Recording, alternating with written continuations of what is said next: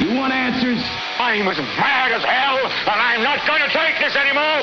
You want answers? You have offended my family. I think I'm entitled. You want answers? I want the truth.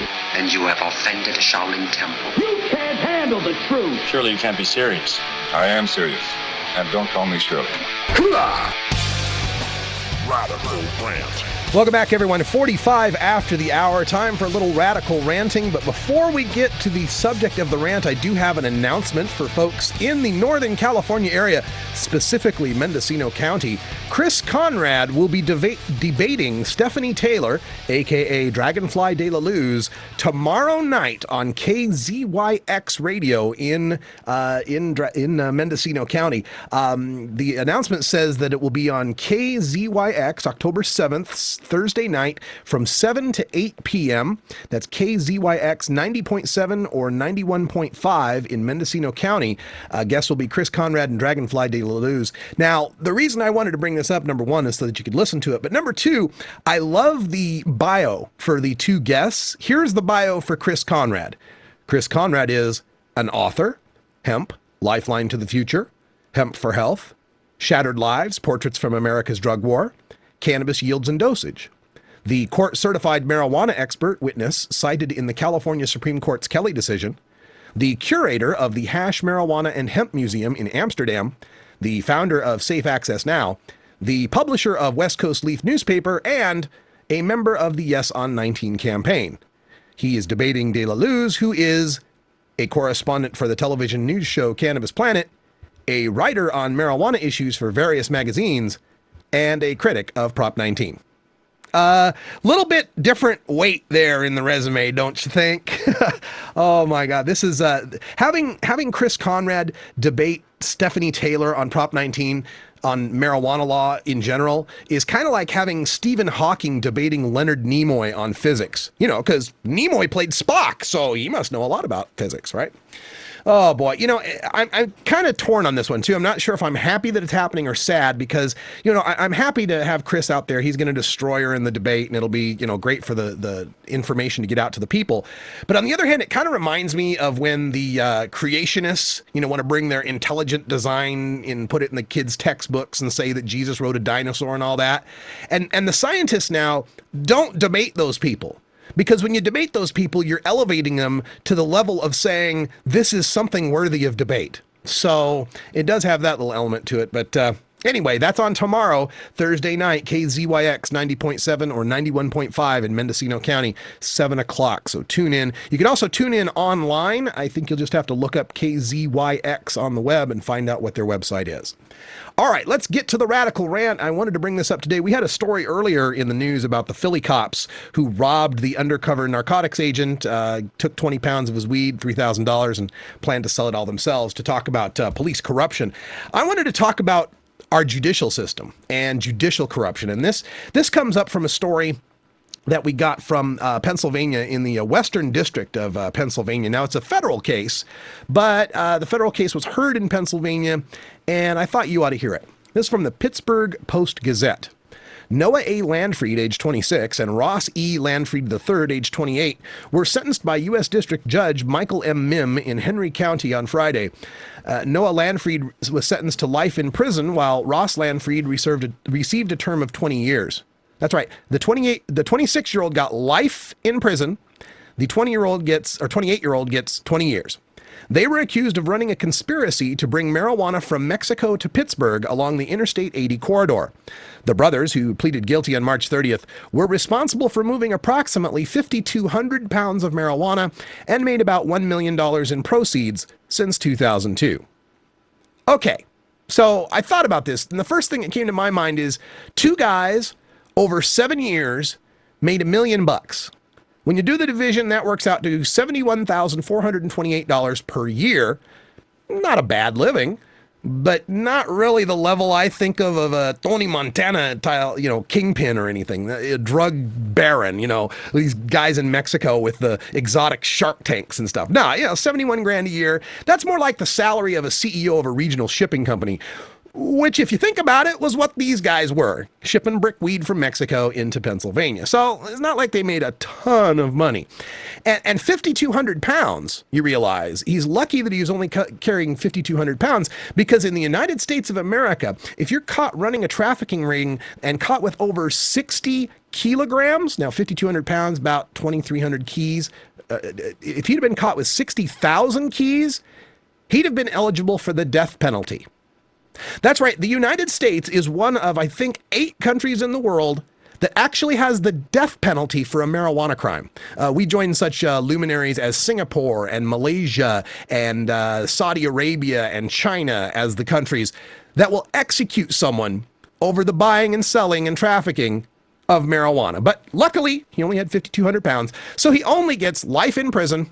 He's a 26-year-old man, gets life in prison, and his 20-year-old brother gets 20 years. So how much is that going to cost the American taxpayers to keep these big, regional shipping company CEOs in prison? Well, your average life expectancy is about 78 years, so we could figure the 26-year-old, that'll be at 52 years, he'll be in prison, and his brother's got 20, so that's about 72 years. Take the 72, and according to the Pennsylvania Prison Society, it costs $31,000 per year per inmate. Do the math, carry the 2. That works out to $2,232,000 we're going to spend to imprison 2 men who imported a non-toxic and swaggy herb from willing sellers and then repackaged and distributed it for sale to willing buyers. Well, thank God we got these guys locked up, because now we will finally end the trafficking of Mexican brickweed into Middle America. Not. Everybody knows. Everybody knows. Even the judge, even the prosecutors, even the cops that put these guys behind bars knows that the next Landfried brothers, whoever they are, have already picked up the slack and are moving tons of brickweed into Middle America. The only thing these convictions have contributed to is upward mobility in the marijuana trafficking job pool. But life in prison for running a marijuana trafficking organization, 20 years in prison for being a partner in a marijuana trafficking organization. The third thing I thought was, I wonder what other kind of sentences criminals are getting in the state of Pennsylvania. So I did a little searching. I got up on the Google. I'm friends with the Google. This comes from Press TV. In 2008, Brandon Piekarski and Derek Donchak attacked and killed Luis Ramirez in Shenandoah, Pennsylvania, quote, by striking and kicking him while members of the group yelled racial slurs at him, end quote, the Justice Department said Monday. Earlier in 2009, an all-white jury acquitted the 2 men of felony counts, including aggravated assault and ethnic intimidation, and convicted them of a misdemeanor simple assault. The 2 were sentenced to up to 23 months in the local county jail. So if you kick and beat and kill a Mexican in Pennsylvania, couple years. But if you import a little Mexican into Pennsylvania, you're going to get life. Now, to be fair, the federal government was petitioned by the governor of Pennsylvania to look at this case as a civil rights violation, as a hate crime for them, stomping this man to death and calling him, Mexican slurs and all. And they could be facing life in prison if convicted in the federal court. So let's be fair about that. But remember, the state jury convicted them only of a misdemeanor and gave them 23 months for killing a man. All right, let's take a look at another Pennsylvania story. This is from the Pittsburgh Channel. Sentencing for Kelly Hardy, a man described by federal authorities as one of the worst child porn offenders they've ever prosecuted in western Pennsylvania, began Monday at Pittsburgh's federal courthouse. The prosecution says that he could be sentenced to up to 30 years in prison. They point to a 20-year pattern of offenses. Authorities documented that Hardy once told someone he'd like to rape an 8-year-old child, and then he wanted to torture and kill a child while the child's parents watched. The prosecution also said Hardy met with a 15-year-old in Clearfield County and attended a party with a 14-year-old and an 11-year-old. 20-year pattern of child porn offenses and rape and murder fantasies of children, and this guy gets 30 years. So on the scale of how bad something is, fantasizing about raping children and possessing child pornography is worse than being a partner in a marijuana trafficking scheme, but not quite as bad as running it. And finally, from the Altoona Mirror, Altoona, Pennsylvania, Blair County Judge Tim Sullivan rejected a Tyrone area man's attempt Tuesday to withdraw guilty pleas to child sexual abuse charges and sentenced him to 14 to 28 years behind bars. Timothy Yeager, age 32, will be on probation for 12 years after the completion of his prison sentence. After a contentious hearing, Yeager also was found to be a violent sexual predator under Megan's Law for his repeated abuse of a young girl from 2004 to 2008. Police charged that Yeager committed sexual offenses against the child when she was between 6 and 10 years old. So apparently, 14 to 28 years in prison, apparently 4 years of raping a prepubescent girl isn't quite as bad as running a marijuana trafficking organization. You know, and maybe not even as bad as being the partner. You know, if he only gets 14 years, maybe not even bad as being the partner in a marijuana trafficking organization. Now, I'm not saying that the Landfried brothers, you know, are any sort of saints, like that they didn't know what they were doing is illegal. And 5,200 pounds is a lot of brickweed to be bringing in, and 7 years is a long time to be doing it. So it's not as if they didn't know they were breaking the law. And it's not as if, you know, they didn't know if they got caught that they would do some serious time. But shouldn't the serious time here be something along the lines of, 2 to 5, years, not life for a 26-year-old? Couldn't we say that the trafficking of marijuana from willing sellers to willing buyers in the United States shouldn't be punished worse than raping a child? That maybe operating a marijuana business isn't as bad as stomping a human being to death? That's what we've got here in the United States of America. That's how far the reefer madness has gone in this country, that we have mandatory minimum sentencing for nonviolent consensual crimes, but judges have all the leeway in the world when it comes to violence and capital crimes in most cases. Don't have a whole lot of mandatory minimum sentences anywhere else but when we're talking about drugs.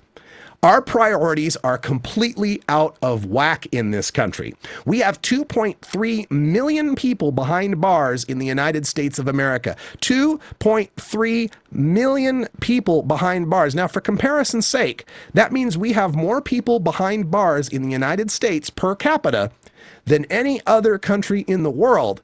But also it means we have more people behind bars in the United States of America overall than any country in the world. That's right. We've got more people in jail in the United States, in jail or prison in the United States, than the entire nation of China. Now, China, you understand, we're talking 1.6 billion people. The United States, we're talking 300 million people. And yet we've got more people in prison than they do. If this isn't the kind of statistic that just chills your blood and makes you wonder what the hell's going on in the so-called land of the free, then you're not the kind of American that I thought I was a countryman with. Because in my America, this is something that would have people rioting in the streets. In my America, this would have true patriots screaming at the top of their lungs, like Howard Beale in Network, that we're mad as hell and we're not going to take it anymore. But there's something you can do about it. You can vote yes on Prop 19, and you can tell your senators to support Jim Webb's Criminal Justice Act. Senator Jim Webb out of Virginia has an act to examine the U.S. prison system, and you can be sure it will be making recommendations to end this stupid war on drugs. Call your senator and have them support the Jim Webb Criminal Justice Reform Act. I'm Radical Russ, and for Cannabis Carry, thanks for joining us here on Normal Show Live, the podcast available on iTunes, replays starting at 3, 5, 7, and 9. We got another hour of Toker Talk Radio coming up next for those of you listening live. And until next time, take care of each other, Tokers.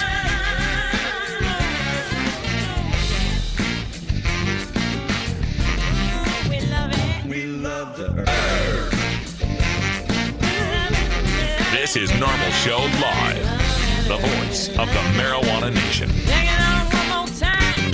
You take a seed, you plant it, you grow it, you dry it, you roll it, you smoke it. You take a seed, you plant it, you grow it, you dry it, you roll it, you smoke it. You take a seed, you plant it, you grow it.